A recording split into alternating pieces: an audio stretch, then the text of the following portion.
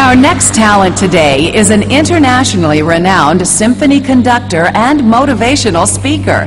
He began his musical career as a concert violinist at age 5. Today, he regularly conducts symphony orchestras from Toronto to Tel Aviv, from Rome to Rotterdam.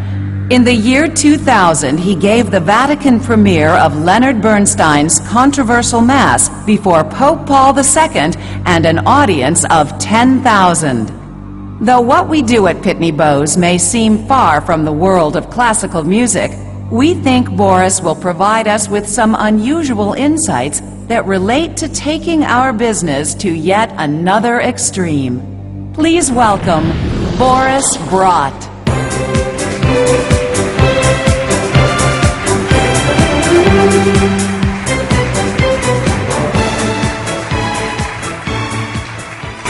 What a company you have. This is just amazing. I've been sitting here for the last hour and a half and listening to these achievements, and truly I'm blown away. And you have such wonderful maestri in Maestro Critelli and Maestro Martin. I mean, this has got to be the greatest symphony orchestra in the world.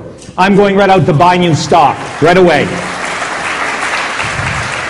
You know, great music can be an incredible motivator. It can make you feel alive, bursting with energy, ready to attempt the impossible, to run faster, to jump higher, to exceed your wildest dreams. It's amazing how music does this to us in a way that almost nothing else in life can. Now, it's been said by philosophers that we humans invented our words to hide, to conceal our thoughts. Well, music seems to lay bare the basis of our thoughts, our emotions. We seem to need its uplifting, soothing, rhythmic, pulsating energy almost as much as we need food. Why else would people everywhere be so consistently plugged into those personal listening devices? I've been reading a lot about Pitney Bowes and fascinated with the creative use of Maelstrom and the way you have evolved.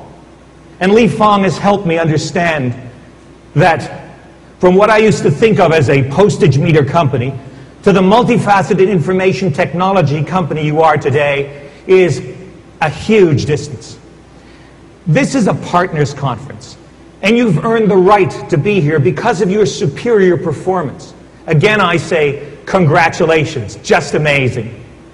Now, most of you are in sales, some in operations, but you're all united by the theme, celebrate extreme Maelstreams. All of you in the 5 business units are united by the exhortation to exceed exceptional expectations and expel the competition. A lot of X's. Seems to me, though, that you're really like an exhilarating, exciting symphony orchestra. Now, a symphony orchestra is a group of talented individuals working together in the closest and most precise harmony. In fact, the very word symphony comes from 2 Greek stems, meaning literally sounding together. Now, we can draw many wonderful analogies between a world-class symphony orchestra and world-class Pitney Bowes.